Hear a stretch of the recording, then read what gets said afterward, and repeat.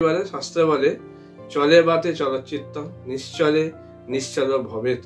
অর্থাৎ আমাদের চিত্ত হচ্ছে যদি স্থির থাকে। ঠাকুর পুজোর জন্য আমরা বিভিন্ন রকম ঠাকুর কিনে আনি, কেউ সবুজ, কেউ ভায়োলেট, কেউ হলুদ, বিভিন্ন রকমের কালার, নিজের পছন্দ মতো চোখে যেটা ভালো লাগছে সেরকম রং নিয়ে চলে আসছি। সরস্বতীর রং কিন্তু শুভ্র, সে সাদা রং, ভগবানের যে অংশ সেটা। এই দুটো মিলিয়ে কিন্তু হংস, অর্থাৎ এই যে বাহন যে হংস সেটা কিন্তু দেবেন সরস্বতীর ইয়েতে পুজোর সময়। আর গণেশকে যদি পুজো করেন সেক্ষেত্রে লাল রঙের ফুল গণেশের দিয়ে। নমস্কার, আমি জ্যোতিষার্ণব গৌরব। আজকে আপনাদের সঙ্গে আমি সরস্বতী পূজার যে আসল রূপ, যে তাত্ত্বিক ব্যাখ্যা বা যৌগিক ব্যাখ্যা, সেগুলো নিয়ে আমি আলোচনা করব। আশা করি এগুলো অনেক জিনিসই নতুন আপনাদের জন্য, সেগুলো একটু ভালো করে শোনার চেষ্টা করবেন, বোঝার চেষ্টা করবেন।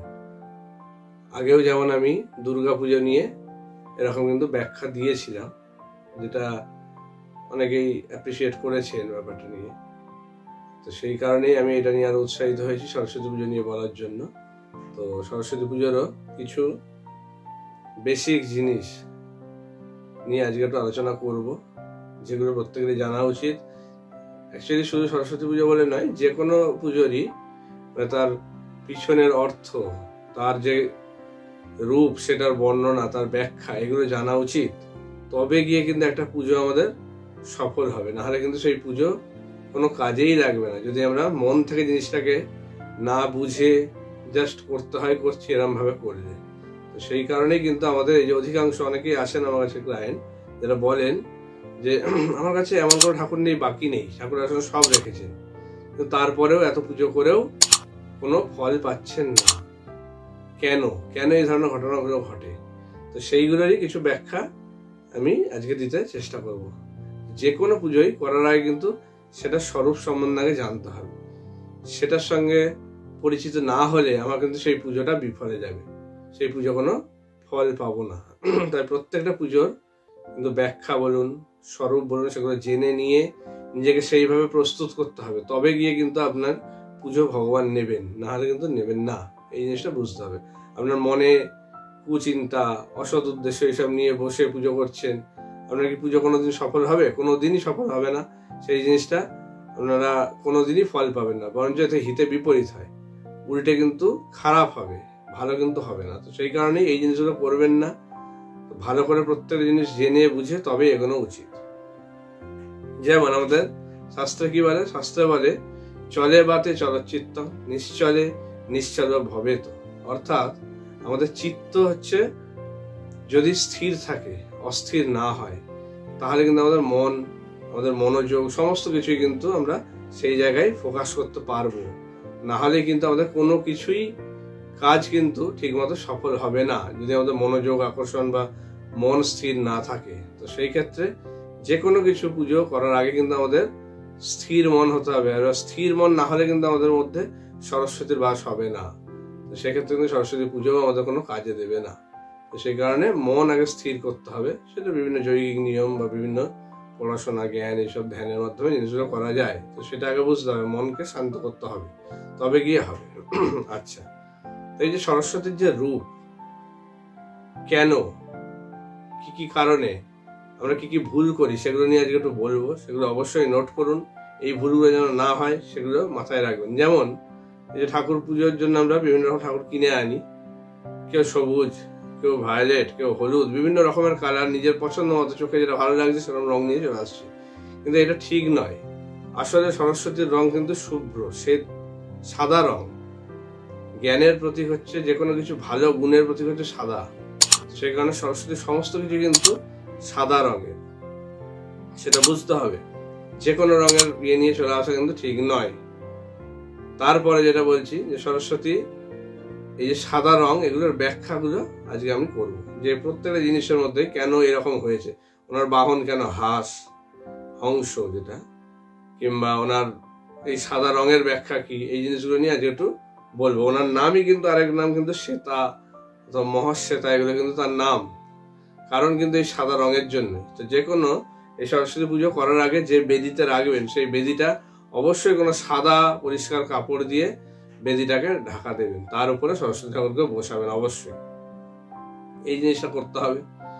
বাড়িতে যারা পড়াশোনা করছে এগুলো তাদের জন্য বিশেষ করে দরকার, সেই বাড়িতে এগুলো করা খুবই দরকার। তবে কি কিন্তু আপনার সন্তানের পড়াশোনার জায়গা বা কেরিয়ারের জায়গা কিন্তু আরো ভালো করবে, ঠিক করে যদি করা যায়।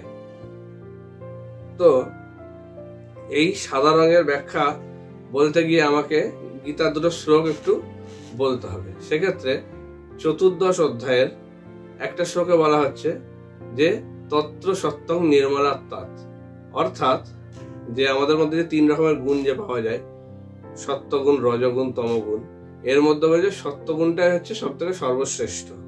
ঠিক আছে, এইটা।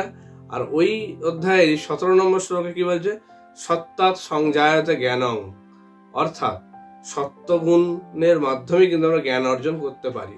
আর এই সত্যগুণের প্রতীক কিন্তু সাদা, সেই কারণেই কিন্তু সাদা রংটা সরস্বতীর রঙের সঙ্গে যায়, অন্য রং কিন্তু করা উচিত নয়। সেই কারণে দেখবে ওনার কিন্তু সমস্ত কিছু বীণা থেকে আরম্ভ করে হংস থেকে আরম্ভ করে সবকিছু কিন্তু সাদা রঙের, কাপড় জামা সবকিছু কিন্তু সাদা নেওয়াটা উচিত। আচ্ছা, এবার আমি আসি ওনার বাহন হংস। কেন হংস? হংসের 2 রকম ব্যাখ্যা পাওয়া যায়। একটা হচ্ছে হং মানে আমাদের এই যে জীব শরীর, আর স মানে হচ্ছে আত্মা, অর্থাৎ আমাদের পরমাত্মার যে অংশ, ভগবানের যে অংশ, সেটা। এই দুটো মিলিয়ে কিন্তু হংস, অর্থাৎ এই যে বাহন যে হংস সেটা কিন্তু প্রতীকী মাত্র। সেইভাবে কিন্তু আমাদের নিজেদেরকে তৈরি করতে হবে, অর্থাৎ আমাদের মন থেকে সমস্ত অবিদ্যা, কুসংস্কার বা যে কোনো কিছু বাজে চিন্তা, অসৎ চিন্তা সমস্ত কিছু বাদ দিয়ে বিসর্জন দিলে তবে কিন্তু আমাদের সরস্বতী পুজো সফল হবে, না হলে কিন্তু কোনোদিনই সম্ভব নয়। আমি মনে পরিষ্কার না থাকলে আমাদের সরস্বতী পুজো কিন্তু কোনোদিনই হবে না। সেই কারণেই হংস। এটার আরেকটা ব্যাখ্যা যেটা পাওয়া যায় সেটা হলো, আমরা যেমন হাঁসকে দেখেছি কি হয়, হংস সে কিন্তু যে কোনো খারাপ জিনিসের থেকে ভালো জিনিসটাকে বেছে নেয়। অর্থাৎ আপনি দুধ জল মিশিয়ে দিন, সে কি করবে, সেখান থেকে দুধটাকে বেছে নেবে। কিংবা ধরুন পাকের মধ্যে কোনো খাবার দাবার রয়েছে, সেখান থেকে সেটা বেছে নেবে। অর্থাৎ আমাদেরকেও সেই রকমই হতে হবে যে আমাদেরও এই চারদিকে ভালো খারাপ সব মিশিয়ে রয়েছে, তার মধ্যে থেকে আমাদের ভালোগুলোকে বেছে নিতে হবে। তবে গিয়ে কিন্তু আমরা নিজেরা হংসের মতো জায়গায় আসবো, তবেই আমাদের ওপর কিন্তু সরস্বতীর অধিষ্ঠান হবে। নাহলে কিন্তু কোনোদিনই সরস্বতীর আশীর্বাদ ধন্য কিন্তু আমরা হতে পারবো না। এই জিনিসটা মাথায় রাখতে হবে। এইগুলো মাথায় না রাখলে কিন্তু সরস্বতী পুজো কোনোদিনই সফল হবে না। আচ্ছা, তো এই জিনিসগুলো অবশ্যই খেয়াল রাখবেন। যারা বাড়িতে পড়াশোনা করছেন তাদের ক্ষেত্রে আমি বলি, এই যে সরস্বতী পুজোর দিনে আপনারা অবশ্যই হলুদ রঙের বস্ত্র পরে অঞ্জলিটা দেবেন। হলুদ বস্ত্র ছাড়া অন্য বস্ত্র চলবে না, হলুদ বস্ত্র অবশ্যই রাখবে। এই জিনিসটা কিন্তু মাথায় রেখে করবেন। আচ্ছা, সাদা ফুল দেবেন সরস্বতীর ইয়েতে পুজোর সময়। আর গণেশকে যদি পুজো করেন সেক্ষেত্রে লাল রঙের ফুল গণেশের ইয়েতে দেবেন। ঠিক আছে, এই জিনিসটা খেয়াল রাখবেন। চাল আর কি, ধান যেটা আর কি, ওই ধান দিয়ে কিন্তু পুজোর ওখানে রাখবেন। কিছু ধান আপনারা অবশ্যই বাটি করে পুজোর স্থানে রাখবেন। এই জিনিসগুলো খেয়াল রাখতে হবে।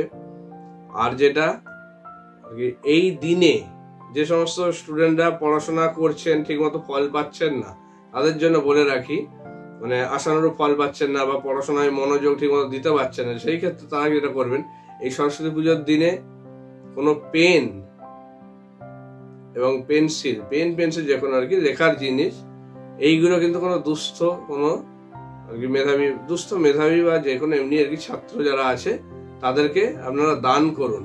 নিজের হাতে দানটা করুন। যারা পড়াশোনার জন্য মানে টাকা পয়সা ঠিক মতো জোগাড় করতে পারে না, সাহায্য চায়, তাদেরকে আপনারা পেন দান করুন অবশ্যই এই সরস্বতী পুজোর দিনে। আর পারলে কোনো একটা বই আপনারা কাছের কোনো বন্ধু হোক হোক যে কোনো রিলেটিভকেও দিতে পারেন।